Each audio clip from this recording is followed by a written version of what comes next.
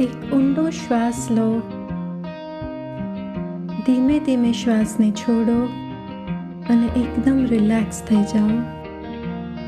તમે આ ધ્યાન બેસીને અથવા સૂઈને કરી શકો છો. તમારી આંખોને બંધ કરો. તમારા કપાળને રિલેક્સ કરો. તમારા ખભા, તમારા હાથ ને એકદમ ઢીલા પાડી દો. તમારા હૃદયને રિલેક્સ કરો અને આ રિલેક્સેશન આખા શરીરમાં વહેવા દો.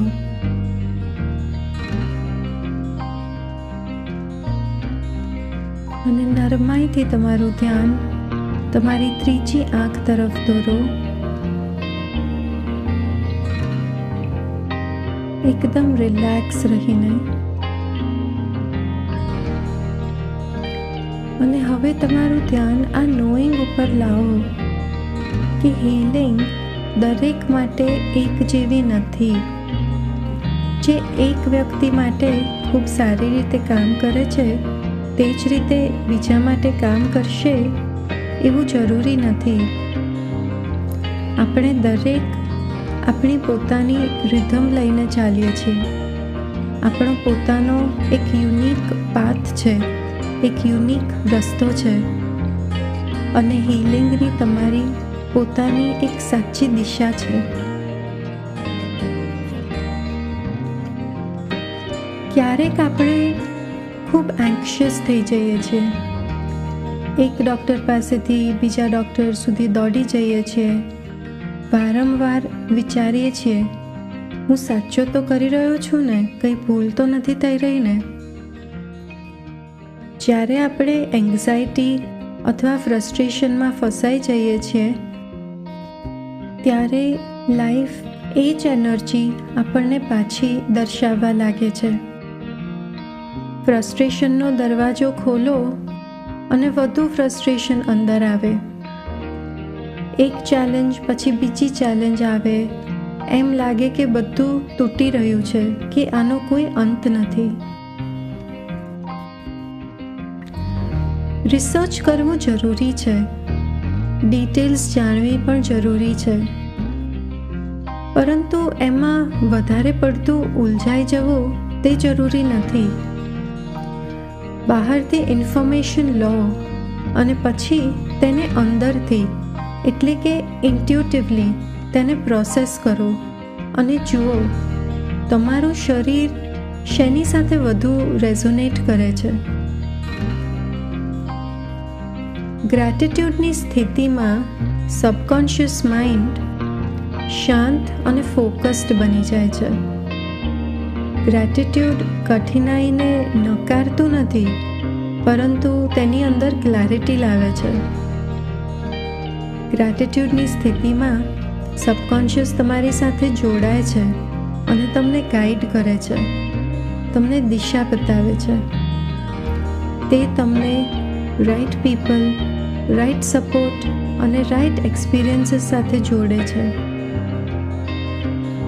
ગ્રેટિટ્યૂડ તમારા માટે તમારો પરફેક્ટ વે ફોરવર્ડ ખુલ્લો કરે છે. ક્યારેક એ પરફેક્ટ વે કઠિન લાગી શકે, ઇલોજિકલ લાગી શકે. ક્યારેક બહુ સિમ્પલ તો ક્યારેક અશક્ય જેવો લાગી શકે. એવા સમયે પ્રોસેસ પર ટ્રસ્ટ રાખો. તમારા પરફેક્ટ વે પર ટ્રસ્ટ રાખો અને ટ્રસ્ટ રાખો કે સાચી વસ્તુઓ સમયસર સામે આવશે.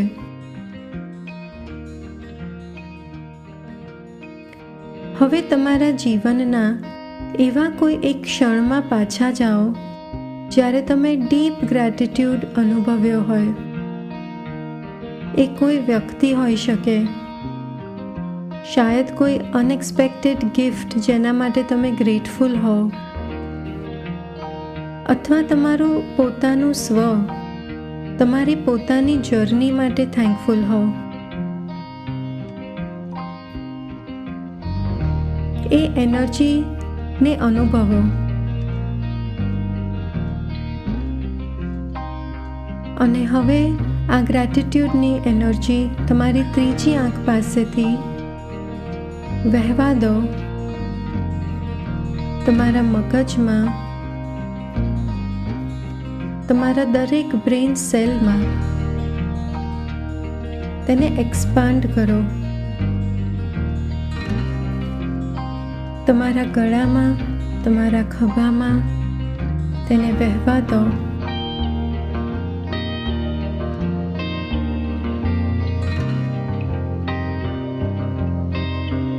તમારા હૃદયમાં, તમારા હાથમાં, તમારી છાતીમાં, તમારા પેટમાં અને તમારા પગમાં ફેલાવા દો. તમારું દરેક ઓર્ગન, દરેક ટિશ્યુ, દરેક સેલ ગ્રેટિટ્યૂડની એનર્જી સાથે એકરૂપ થઈ રહ્યું છે. તમારા શરીરના દરેક મોલિક્યુલ ખુશીની ઉર્જા સાથે ફરી રહ્યા છે.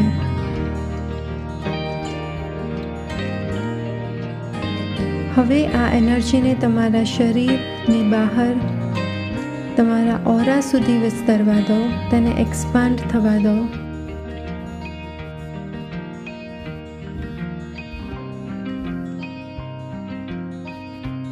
અને ઓબ્ઝર્વ કરો, એક ઇનર અલાઇનમેન્ટને અનુભવ કરો.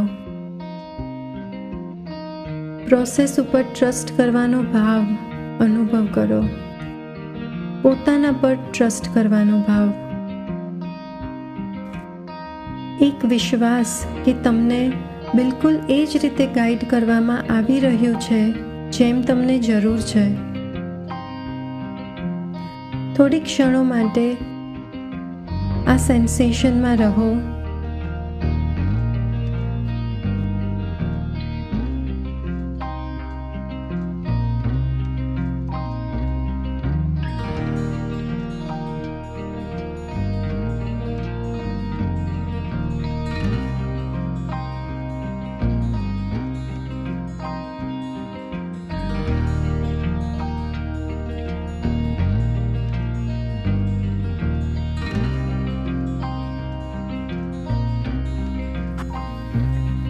ગ્રેટિટ્યૂડ અનુભવો અત્યાર સુધી તમને મળેલી બધી ગાઈડન્સ માટે, તમારા જીવનના બધા લોકો માટે અને તમારી બધી એકોમ્પ્લિશમેન્ટ્સ માટે. હવે મનોમન પોતાને અફર્મ કરો, ક્યારેક જે એક વ્યક્તિ માટે કામ કરે છે તે બીજા માટે કામ નથી કરતું. દરેકની હીલિંગની પોતાની યુનિક વે હોય છે. The perfect way of healing. હું ખૂબ ગ્રેટફુલ છું કે મારી પાસે પરફેક્ટ સપોર્ટ સિસ્ટમ છે, પરફેક્ટ મેડિકેશન છે, પરફેક્ટ ન્યુટ્રિશન છે અને મારા શરીરમાં પરફેક્ટ એબ્સોર્પ્શન થઈ રહ્યું છે.